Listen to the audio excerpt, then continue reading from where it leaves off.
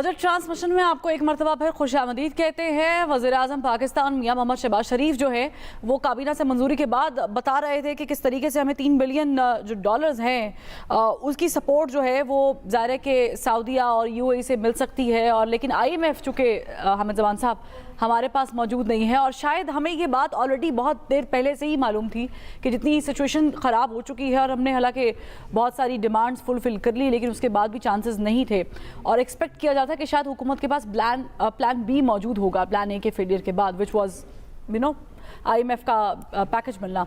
अब जो सिचुएशन है एंड एज एन इंडस्ट्रियलिस्ट, क्योंकि हम पहले बात कर रहे थे कि पहले मेड इन पाकिस्तान की प्रोडक्ट्स जाती थी टेक्सटाइल इंडस्ट्री से, और अब बांग्लादेश बहुत ज़्यादा अच्छी जगह जो है वो बना चुका है, इवन इंडिया।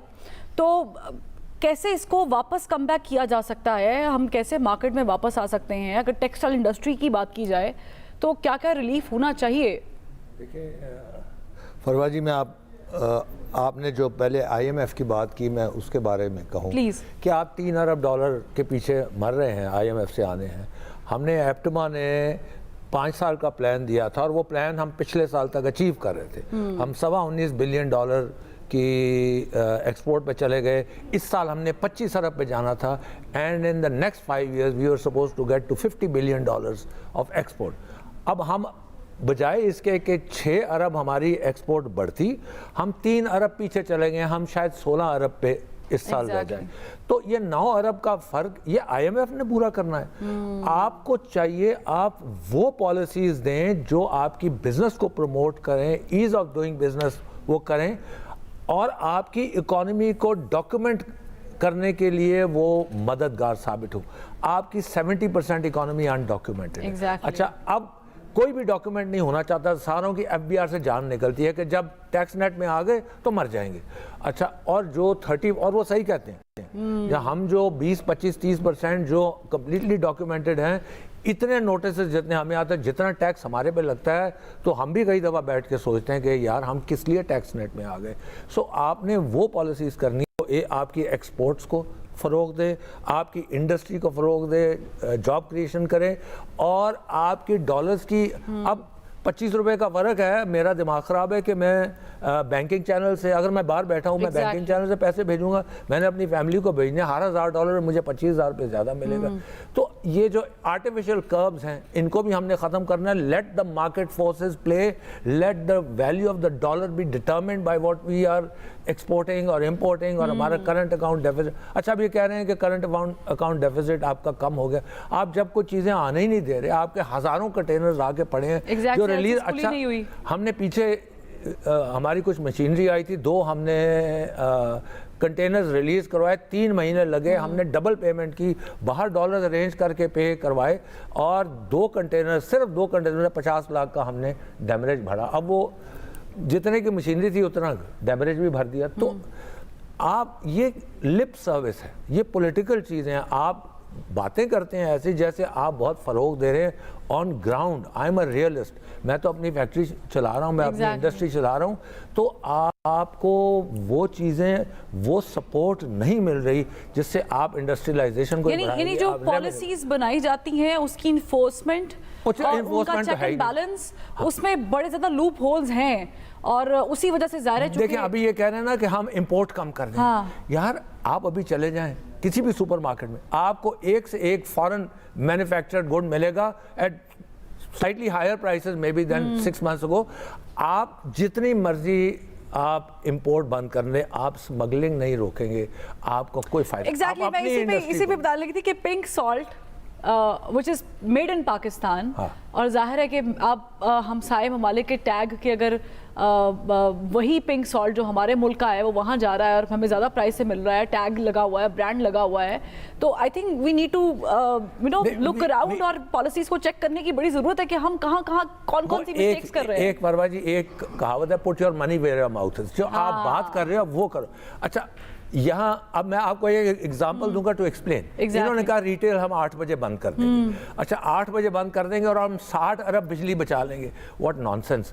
आप सुबह 2 घंटे आगे कर दें, रात को आप 2 घंटे आगे कर दें, आप उतने ही आवर्स खोलें, लेकिन کوئی بچت نہیں ہوگی. ہماری $62 بلین کی ریٹیل انڈسٹری ہے. ہماری ساری سیل 25 سے 30% جو سیل ہے وہ بٹوین 7 and 10 PM ہوتی ہے. رات کے شام کے ٹائم میں اب وہ that is 25 to 30%, that means $18 billion worth of sale. اس پہ آپ اگر GST کیلکولیٹ کریں گے تو وہ 600 ارب کا بنے گا. آپ 60 ارب کہہ رہے ہیں بچے. اچھا وہ 60 ارب بچے گا نہیں, کہیں بھی چلے جائیں دن کو زیادہ اے سی چلے گا, لائٹیں, وہ جو کنزمپشن ہے وہ تو اس حساب سے پھر 60 ارب بچانے کے لیے 600 ارب ضائع کرے حکومت کا. تو یہ پالیسیز کون بناتا ہے؟ You have to take stakeholders into confidence, make policies accordingly. Exactly. میں زبیر صاحب سے آپ سے بھی یہ سوال کرتی ہوں, کیونکہ حامد صاحب نے بڑی اچھی چیزیں ڈسکس کی ہیں کہ جو پالیسیز بنائی جا رہی ہیں کہ ہم 8 بجے مارکیٹ بند کر دیں because we are saving energy, اور ہم ظاہر ہے کہ اپنے خرچے کنٹرول کر رہے ہیں. آن دی ادر ہینڈ اس کا نقصان بھی اپنے ساتھ ہے. اور ایک امپورٹنٹ چیز یہ کہ اگر 70 to 75% جو بزنسز ہیں وہ نیٹ ورک میں آ ہی نہیں رہے ٹیکس کلیکشن کی, اور انڈر دا شیڈو کام کر رہے ہیں, اور دکھایا تھوڑا جاتا ہے, بچایا زیادہ جاتا ہے, اور پھر جو ٹیکس پیئرز ہیں وہ اس کے چکر میں زیادہ پریشرائز ہو رہے ہیں. یہ چیزیں کیسے ہوگی؟ کیسے ایکوالٹی کی بنا پر تمام تر سیکٹرز کو ٹیکس نیٹ ورک میں لایا جائے گا؟ دیکھیے, جب تک سب کو ٹیکس نیٹ ورک میں نہیں لائیں گے تو معاملات نہیں چلیں گے, حکومت کا کام نہیں چلے گا. بات یہ ہے کہ جیسے انڈسٹریل سیکٹر ہے, انڈسٹریل سیکٹر تقریباً 70% آف دا جو ریونیو ہے وہ دیتا ہے, جبکہ ان کا ایکچوئل سائز 18% ہے. تو آپ سب جو بھی کچھ ٹیکس لیتے ہیں انہی لوگوں سے لیتے ہیں جو آپ کے نیٹ کے اندر ہیں, اور حکومت انہی کو سکویز کرتی ہے, اور افسران بھی انہی کو سکویز کرتے ہیں. تو دوسری بات جو آپ نے کہا کہ ٹائمنگ کا دیکھیں, دنیا میں تو ایسا ہے کہ دنیا میں لوگ صبح جلدی اٹھتے ہیں, اور عام طور سے یورپ میں اور ایون امریکہ میں بھی جو ہے وہ شاپس جلدی بند ہوتی ہیں. یورپ میں, UK میں, سب جگہ بند ہوتی ہے. لیکن ہمارا یہ کہ پاکستان کی عوام کا مزاج ایسا ہے کہ وہ دن کو 12 بجے اٹھتے ہیں. کراچی میں عام طور سے جو بھی مارکیٹس ہیں, ریٹیل مارکیٹس, وہ 12 بجے سٹارٹ ہوتی ہیں, تو پھر وہ کوشش کرتے ہیں کہ رات کو 10 بجے تک چلتے رہیں. اور حکومت کا کہنا یہ ہے کہ یہ بالکل غلط ہے, یہ جلدی 8 بجے بند ہونا چاہیے. بہرحال اس کے اندر جو میں سمجھتا ہوں کہ اسٹیک ہولڈرز کے ساتھ بیٹھ کے نا بحث کی جائے اور پھر فیصلہ کیا جائے. ہاں, گفتگو ہونی چاہیے, کیونکہ جیسے کراچی میں صبح تمام بڑی بڑی مارکیٹس 12 بجے دن کو کھلتی ہیں اور رات کو 10 بجے تک کھلی رہتی ہیں. تو لہٰذا اس میں دونوں پارٹیوں کو, جو اپنا شاپ کیپرز ہیں, مارکیٹس ہیں, ان کو بھی چاہیے کہ بیٹھے, وہ کچھ اپنے اندر تبدیلی لے کر آئیں. اور دوسرے یہ ہے کہ حکومت بھی 8 کی بجائے میں بھی تھوڑا سا ٹائم اور بڑھا دے. لیکن آپ کہیں گے بھی نا تو پاکستان میں عام طور سے لوگ صبح جلدی کام سٹارٹ نہیں کرتے. علاوہ KPK پروونس میں جو ہے وہاں پہ لوگ جلدی کام شروع کرتے ہیں, لیکن کراچی اور دیگر بڑے شہروں میں, لاہور میں بھی جو ہے اور فیصل آباد میں, وہ دکانیں دیر سے شروع ہوتی ہیں. تو اس کے اندر جو ہے اسٹیک ہولڈر سے بات چیت کی جائے. ایگزیکٹلی, بات چیت بھی کی جائے, چیزوں کو سالو بھی کیا جائے. ہمیں سید محمود الحق بخاری صاحب نے جوائن کیا ہے, چیئرمین آل پاکستان کسان فاؤنڈیشن. مجھے بتائیے گا بخاری صاحب, ایک زمانہ تھا کہ ظاہر ہے کہ ہم اپنی فصلوں پر, اپنی ایگریکلچر لینڈز پر, اپنے ایگریکلچر پر بہت پراؤڈ فیل کرتے تھے. ہمیں لگتا تھا کہ جیسے ہماری کپڑے کی ٹیکسٹائل انڈسٹری جو ہے ہماری چل رہی ہے, اسی طرح ہماری جو ظاہر ہے کہ کچھ اجناس جو ہم یہاں پر اگاتے ہیں اس کی انڈسٹری بڑی اچھی جا رہی ہے, ہم ایکسپورٹ کر رہے ہیں اپنا مال. آج کہاں کھڑے ہیں؟ اگر میں 2-3 سال کا کمپیریزن آپ سے پوچھوں کہ آج جو حالات PDM کی گورنمنٹ میں ہیں, یہ PTI کے ساتھ بھی کمپیئر کر لیے جائیں تو کہاں کھڑے کہاں پر ہیں؟ شکریہ فروا. گزارش یہ ہے کہ ہماری حکومتوں کی پرائرٹی نہیں رہی زراعت بنیادی طور پر, جس کی وجہ سے یہ گریجولی جو ہے وہ زوال کا شکار ہوئی ہے. اور ہر فصل آپ دیکھ لیں کہ ہم امپورٹ کرنے پہ مجبور ہیں, جو کہ باعث شرم بات ہے کہ ہمارا ملک جو ہے وہ ایک زرعی ملک ہے. دوسرا جو آپ نے کہا کہ میں کمپیریزن کروں, اس میں کوئی شک نہیں ہے کہ جو پچھلی حکومت کے وقت میں پالیسیز شروع ہوئی تھیں اور اس میں جو تجاویز دی جاتی تھیں ان کے اوپر عمل کیا جا رہا تھا. اور اب جو ہے وہ سوائے اس کے کہ میں سمجھتا ہوں کہ ایک دوسرے کو نیچا دکھانے کے لیے آپ پالیسیز کی بات کرتی ہیں, آپ زراعت کی بات کرتی ہیں, کچھ بھی سمجھ نہیں آ رہا, دور دور تک کچھ بھی نہیں دکھائی دے رہا ہے کہ سوائے گالی گلوچ کے اور سوائے اس کے کوئی اس طرف آئے تو صحیح, سوچے تو صحیح, کوئی بات تو کرے کہ ملک کس کھائی کے اندر گر چکا ہے, گر نہیں رہا. یہ آپ نیچے آ کے پوچھئے مجھ جیسے لوگوں سے جو دیہات کے اندر رہتے ہیں, جو ایک عام جہاں لوگ رہتے ہیں, جہاں پہ لوگوں کو کھانے کے لالے پڑے ہوئے ہیں, پہننے کے لیے ان کے پاس کچھ نہیں ہے, جوتے ان کے ٹوٹے ہوئے ہیں. تو یہ حالات پاکستان کے جو ہے وہ ہو چکے ہیں. لیکن ہم اس طرف مجھے ایک کوئی سپیچ آپ کا کوئی پروڈیوسر نکال کے دے دے کہ اسمبلی کے اندر کبھی اس چیز پہ بحث کی گئی ہو کہ کاٹن ہماری اتنے پیچھے کیوں چلی گئی. ہم وقت پہ فیصلہ نہیں لیتے. کوئی ہمیں یہ بتا دے کہ ہمارے کسی بھی جو عوامی نمائندے جو ہمارے ووٹوں سے اسمبلیوں کے اندر جاتے ہیں اور برات لیتے ہیں, ہمارا جو باقی طبقے ہیں, مجھے بتائیں کہ یہ گراوٹ کیوں ہو رہی ہے. یہ زرعی ملک ہے, یہاں کا ایڈیبل آئل آپ 80% باہر سے منگواتے ہیں, خوردنی تیل جس کو ہم کہتے ہیں, یہاں سے کاٹن آپ باہر سے منگواتے ہیں, آپ گندم آپ باہر سے منگواتے ہیں. آپ کی گندم جو ہے وہ 2 کروڑ 80 لاکھ ٹن آپ کی ملک کی ضرورت ہے. تو حالانکہ اعلان کرتے کہ ریکارڈ پیداوار ہوئی ہے. جی دیکھیں ریکارڈ پیداوار ہوئی, مگر گندم کہاں ہے؟ لوگ تو وہی آٹا مہنگا لینے پہ مجبور ہیں. حکومت آپ دیکھیں کہ کوئی یہاں مافیاز کا راج ہے یہاں پہ, اور ان لوگوں کا راج ہے کہ جس کو کوئی پوچھ نہیں سکتا. اچھا بخاری صاحب, میں آپ سے ذرا چھوٹی سی موٹی چیزیں پوچھنا چاہوں گی, کیونکہ ظاہر ہے کہ بجٹ تو پیش ہو ہی جائے گا اور اس کے بعد جو ہوگا وہ پھر اس کا اللہ ہی حافظ ہے, ہماری قوم کا بھی ہمارا بھی. لیکن کون سی ایسے اجناس ہیں کہ جن کے اوپر کام کیا جائے؟ جیسے کاٹن ہم امپورٹ کرتے ہیں باہر سے, کاٹن ہم یہاں پر اس کو فیسیلیٹیٹ کر سکتے ہیں, گندم ہے, گنا ہے, کون سی ایسی اجناس ہیں, اور ہم اس میں کتنا کنٹریبیوشن, اگر ہم اس کو ایکسپورٹ کرتے ہیں پیداوار کر کے, اس کی اچھی پیداوار کر کے ایکسپورٹ کرتے ہیں, تو ہم اس میں اکانومی میں کتنا کنٹریبیوشن ڈال سکتے ہیں؟ جی فرما, بہت زبردست بات آپ نے کی ہے. اور میں یہ آپ کو بتاؤں کہ ہم یہ جتنی فصلیں آپ نے گنوائی ہیں ان میں کیوں نہیں کنٹریبیوٹ کیا جا سکتا. سوال یہ پیدا ہوتا ہے کہ آپ یہ دیکھیں کہ ہم 1 کروڑ 50 لاکھ بیل سے پیچھے گئے ہیں. میں کاٹن کی بات آپ کو کر رہا ہوں, جس سے بڑے 8 شعبے چلتے ہیں. آپ دیکھیں جو بڑے 8 شعبے ہیں اور چھوٹے چھوٹے شعبے بے شمار جو ہے وہ چلتے ہیں. ٹیکسٹائل مل اس سے چلتی ہے, آپ کی جیننگ اس سے چلتی ہے, ویونگ اس سے چلتی ہے, آپ کی آئل ملز اس کے ساتھ اس سے چلتی ہیں, آپ کی جو گارمنٹ کا شعبہ ہے وہ اس پہ کام کرتا ہے, آپ کا مزدور. اور زراعت میں 48% جو ہے وہ روزگار زراعت دیتا ہے آپ کو ڈائریکٹلی اور انڈائریکٹلی. آپ کی فرٹیلائزر جو ہے فیکٹری ہیں وہ زراعت کے سر کے اوپر ہے, آپ کی ٹریکٹر انڈسٹری زراعت کے سر پہ ہے, آپ کی پیسٹی سائڈ زراعت کے سر پہ ہے, آپ کی جو سیڈ کمپنیز ہیں زراعت کے سر پہ ہیں. لیکن آپ یہ دیکھیں کہ بڑی حیرانی کی بات ہے کہ ہم باہر سے منگوائیں. ارے بھائی اس پہ بات کرو.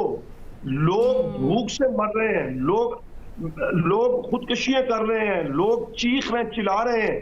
ان کی بات کی جائے, میڈیا کے اندر بھی بات کی جائے, اس کو نیشنل ڈیبیٹ کا حصہ بنایا جائے. ابھی آ کے آپ دیکھیں کہ ہم یہ مطالبہ کرتے رہے ہیں کہ آپ جو ہے سپورٹ پرائس فصلوں کی مقرر کریں. کسان جو ہے وہ تو محنتی ہے آپ کا. آپ مجھے بتائیں کہ ہم ہر چیز اپنی نالائکی, اپنی کوتاہی, اپنی ہر چیز جو ہے وہ اللہ کے ذمہ لگا کے بری ذمہ ہو جاتے ہیں کہ جی یہ موسمیاتی تبدیلی کی وجہ سے. بھائی کاٹن کیوں نہیں, آپ کا نیبر کنٹری ہے وہ 80 لاکھ گانٹ سے 4 کروڑ سے اوپر چلا گیا. اور اس وقت اس کی اگر آپ اکانومی دیکھیں تو آپ حیران ہو جاتے ہیں وہ قوم ہے, ہم تو ریور ہیں. چلے میں آپ کو اکانومی کی آپ کی بات کی ہے تو India is actually grew by 7.2% and Bangladesh is 5.5%. مطلب آپ اندازہ لگائیں, اور whereas we standing, ہم جہاں پہ کھڑے ہیں اس کے علاوہ تو کوئی کھائی ہے جہاں پر گرنے کی ضرورت ہے, اس کے تو ہے ہی نہیں. بخاری صاحب نے بڑی اچھی بات کی ہے. پرائیویٹ سیکٹر کا فرما, میں ایک آپ کی اجازت سے بات کروں گا کہ وہاں پرائیویٹ سیکٹر کو بھی آگے آنا چاہیے. خدا کے لیے یہ ملک ہمارا ہے.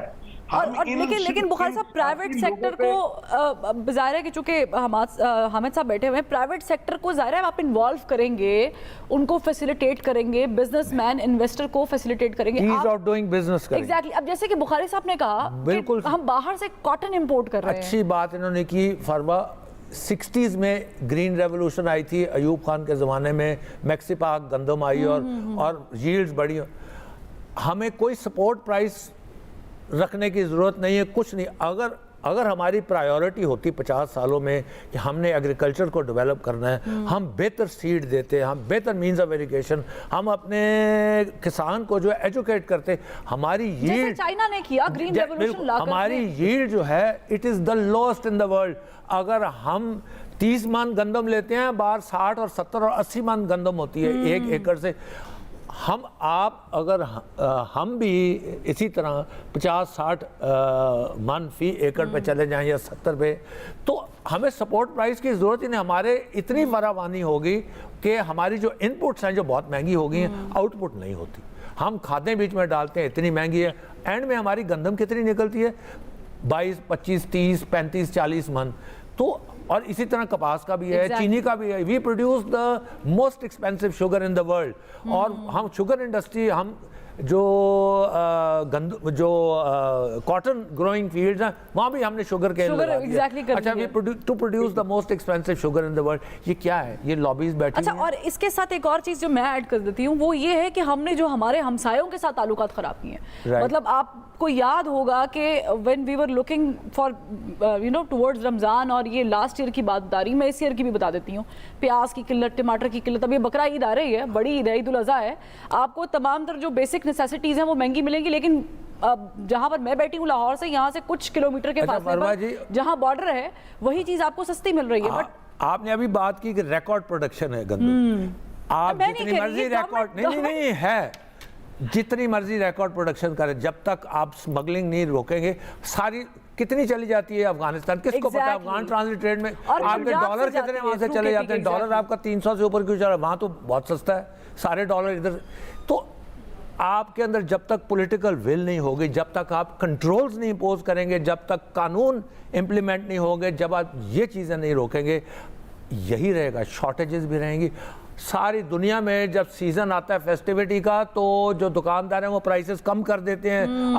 کرسمس سیزن میں سیلز لگ جاتے ہیں. یہاں رمضان ابھی 10 دن 15 دن دور ہوتا ہے, اور اشیاء کی قیمتیں جو ہیں وہ ڈبل ٹرپل ہو جاتی ہیں. ہمارے ٹریڈر حضرات بھی, میں آئی ایم ویری سوری, لیکن یہ بھی, ہم بھی سارے پاکستانی ہیں. We all need to start thinking of the country. ہم میں سے کوئی بھی ملک کا نہیں سوچتا, چاہے بزنس مین ہو, ٹریڈر ہو, سیاستدان ہو, کوئی بھی ہو. ایز اے نیشن انہوں نے ایک صحیح بات کی تھی کہ ہم ریورڈ ہیں. ہم نیشن نہیں ہیں, ہم بالکل ریورڈ ہیں. ملک کا نہیں سوچتے. زبیر طفیل صاحب, ظاہر ہے کہ 2-3 چیزیں ہیں جس کے اوپر ہم ریلائی کرتے ہیں ایز پاکستانی معیشت. ریمیٹنسز آ جائیں اس پہ ہم ریلائی کرتے ہیں. ہم ظاہر ہے کہ اپنی ایکسپورٹ کو بڑھانے کی بات تو کرتے ہیں, بڑھائی نہیں جا رہی ہے, وہ ایک الگ قصہ ہے, اس پر بھی ہم فوکس کرنے کی کوشش کرتے ہیں. تو مجھے بتائیں کہ کیا ایسے ہی رہے گا, اور اگر حکومت کے پاس پلان اے آلریڈی فیلڈ تھا IMF والا, do you see any plan be اور سی coming from the PDM government for a couple of months or for till next year, کہ جس سے وہ الیکشن کے اندر بھی ایک واضح ڈفرنس دکھا کر ووٹ لے سکے. اور سیکنڈلی کہ جو بھی گورنمنٹ آئے گی, کیا یہی ہونے والا ہے کہ وہ آگے کہے گی جی پچھلی گورنمنٹ PDM دی سی تے انہاں دی وجہ تو we are facing this crisis جو آج موجودہ گورنمنٹ کہہ رہی ہے. دیکھیے, اس وقت جو بھی صورتحال ہے وہ تو خراب ہے. IMF कहीं से भी हुकूमत पाकिस्तान के साथ कोई ताउन नहीं कर रहा और आहिस्ता आहिस्ता हर महीने एक नया मुतालबा पेश करता है। वजारत ख़जाना वो मुतालबा पूरा करती हैं तो फिर उसके बाद एक और आ जाता है और इस तरह से ये जो है इसी तरह से मामला लटक रहा है। इन्हें जो भी प्लान बी बकौल वजारत ख़जाना के उन्होंने प्लान बी भी बनाया, सी भी बनाया। भाई जो बी है आप बी ला के सामने रखें कि भाई अब IMF नहीं आता है तो हम बगैर IMF के चलेंगे और मैं समझता हूँ बगैर IMF के भी ज़िंदा रहा जा सकता है। दुनिया में कई मुल्क हैं जो IMF से कर्जा लेते ही नहीं हैं। ये है कि हम क्योंकि आदी हो चुके हैं कर्जा लेने के IMF से तो इसलिए हमें ज़्यादा तकलीफ महसूस होती है। फिर आपने कहा कि होम रेमिटेंस कैसा है कि अगर आपका ऑफिशियल इंटर बैंक रेट है 285 टू अ डॉलर और ओपन मार्केट में होगा 315 तो ये 30 रुपए का फ़र्क जो है ना, इवन मजदूर भी जो होगा मिडिल ईस्ट में जो मिडिल ईस्ट की धूप में काम कर रहा होता है उसको भी अब समझ आ गई है कि मैं क्यों अपना डॉलर जो है बैंक के थ्रू भेजूं। वो कहेगा 30 रुपए मुझे ज़्यादा मिल रहे हैं, वो आउटसाइड हुंडी से भेजेगा। तो इसमें हुकूमत को चाहिए कोई ऐसा सूरत हाल तब्दील करे कि या तो जो ख़ास तौर पे होम रेमिटेंस है, होम रेमिटेंस वाले को आप 10 रुपए डॉलर ज़्यादा दें। आज 285 ऑफिशियल है, इसको 285 करें या 295 करें या 300 करें ताकि उसको पता चले कि भाई मुझे भी मार्केट के करीब करीब रेट मिल रहा है। यही एक तरीका है कि आप वर्कर को जो है अट्रैक्ट कर सकते हैं कि वो आपको बैंकिंग चैनल के ज़रिए जो है अपने पैसे भेजे। और ये पिछले साल हमने 30 अरब डॉलर हासिल किया था जो एक्सपोर्ट के बराबर था, टोटल एक्सपोर्ट ऑफ पाकिस्तान के बराबर था। जबकि मैं इस साल तो मुझे ऐसा महसूस हो रहा है कि ये तकरीबन 10% से ज़्यादा कमी आएगी होम रेमिटेंस के अंदर। और उसकी वाहिद वजह यही है कि वो वर्कर जो मिडिल ईस्ट में है वो सब ये पैसे जो है हुंडी हवाला से भेज रहे हैं। स्टेट बैंक का फ़र्ज़ है, वजारत ख़जाना का फ़र्ज़ है कि एक नया आउट ऑफ बॉक्स सोचें और उनको अट्रैक्ट करने के लिए आप 10 रुपए 15 रुपए उनको डॉलर के ज़्यादा दें ताकि वो सब का सब डॉलर आपके पास जो है बैंकिंग चैनल से आए। इसी तरह एक्सपोर्ट का भी है। मैं चाहूँगा देखिए एक्सपोर्टर्स तो फिर भी एक ऑर्गेनाइज सेक्टर से है तो मैं नहीं कहूँगा कि इनको मजदूर के बराबर एक्सचेंज रेट दिया जाए, लेकिन उनको भी अगर 285 है तो उनको भी कम से कम 5 रुपए 7 रुपए उनका भी एक्सचेंज रेट बढ़ना चाहिए। लेकिन होम रेमिटेंस को हर हाल में जो भी डिफरेंस है ओपन मार्केट और इंटर बैंक का उसका आधा डिफरेंस जो है वो उसको पास ऑन करना चाहिए। इसके अलावा कोई हल नहीं है। अच्छा ये डॉलर अगर आपके पास नहीं आएंगे तो आप जो चीज़ें बाहर से इंपोर्ट करते हैं तब भी तो डॉलर को कहीं ना कहीं। अच्छा मैं इसमें एक और चीज़ ऐड कर देती हूँ जुबैर साहब, मैं इस पे भी आपका कमेंट चाहूँगी। हमने कोरोना का टाइम देखा, उस टाइम हमने ज़ाहिरा के खान साहब की गवर्नमेंट थी, उन्होंने कहा कि जी रेमिटेंसेस बढ़ गए हैं। The other way was because imports बंद थी हमारी और ज़ाहिर के people were not going out and overall situation उस तरह की थी। हमेशा हर गवर्नमेंट कहीं ना कहीं से कुछ पॉजिटिविटी जो होती नहीं है वक्ती तौर पर है वो निकाल कर दिखा देती है। आपने रेमिटेंसेस की बात की, 13% रेमिटेंसेस जो हैं वो कम हुई हैं, 13.6% एक्सपोर्ट कम हुई है और ये को बहुत एक साल की बात नहीं है।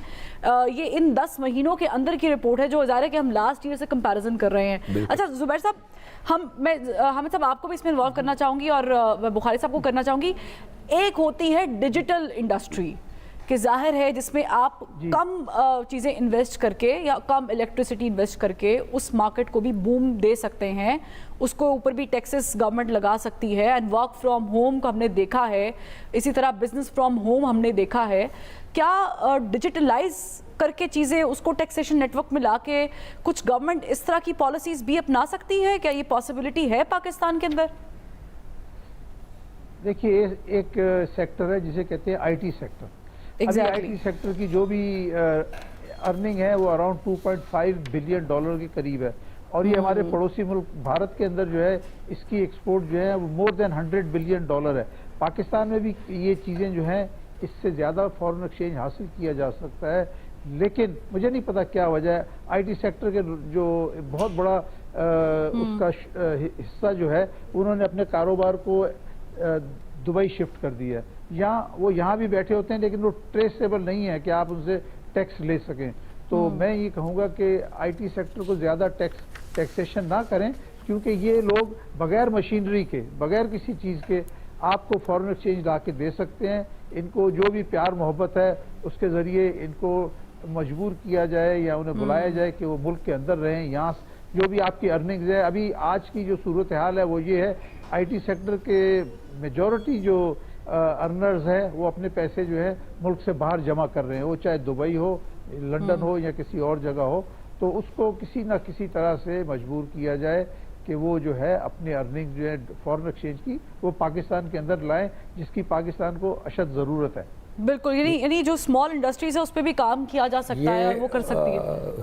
ایک بات ہمارے ایک بھائی نے کہی کہ جو پرائیویٹ سیکٹر ہے اس کو بھی آنا چاہیے, اور میں آئی ایگری ود ہم 100%.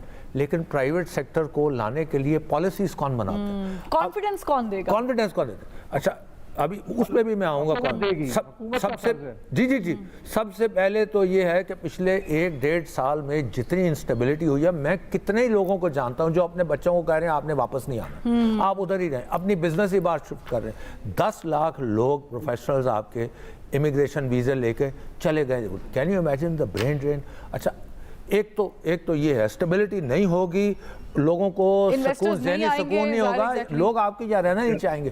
اچھا دوسرا, میں ایکسپورٹر ہوں, we are one of the top 75 exporters in the country. اب مجھے کیا ہے کہ مجھے جو پہلے ERF ایکسپورٹ ری فائنینس ملتا تھا 3% پہ, وہ 18 پہ چلا گیا. مجھے شارٹ ٹرم فائنینسنگ 22% پہ چلی گئی. میں ایک دن میری ایکسپورٹ ریمیٹنس ڈیلے ہوتی ہے, مجھے 3% سیدھا پینلٹی بڑھتی ہے وداؤٹ تھنکنگ.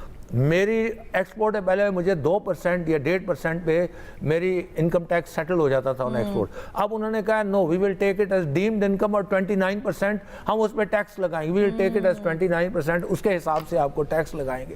تو بجائے, اچھا میرے جو ریفنڈز ہیں وہ ویسے پھنسے ہوئے ہیں. جو مجھے اب بجلی مل رہی ہے, اگلے مہینے سے بجلی ملے گی وہ 35-40 روپے یونٹ, تو بہت سے ملے تو بند ہو گئی ہیں اور ہو جائیں گی. تو دیکھیں یہ سب الٹا چل رہا ہے, یہ دھارا الٹی بہ رہی ہے. آپ نے اپنی انڈسٹری کو پوری مراد دینی ہے, آپ نے ان کو سپورٹ دینا, مراد نہ دیں, آپ ان کو سپورٹ دیں, اور آپ ان کے لیے وہ پالیسیز بنائیں جس سے ان کی کامرس بڑھے. کیونکہ جب انڈسٹری لگے گی, ایکسپورٹ بڑھے گی, تو لوگوں کو نوکریاں ملیں گی, ان کے گھر کے چولہے چلیں گے, تو وہ کھائیں گے. یہ ایک بہت بڑی چیز ہے. اور لیکن انفارچونیٹلی یہ پچھلے 1 سال 15 مہینے سے یہ چیز نہیں ہو رہی. اس کی وجہ یہی ہے کیونکہ اسٹیبلٹی نہیں ہے. مجھے کہا جا رہا ہے, میں بخاری صاحب بریک سے جب واپس آتی ہوں پھر آپ سے سوال کرتی ہوں کہ یہ جو بجٹ آ گیا ہے اس کے بعد ہم ایگریکلچر سیکٹر کا کیا نصیب دیکھ رہے ہیں, کیا فیوچر دیکھ رہے ہیں, لیکن ایک بریک کے بعد.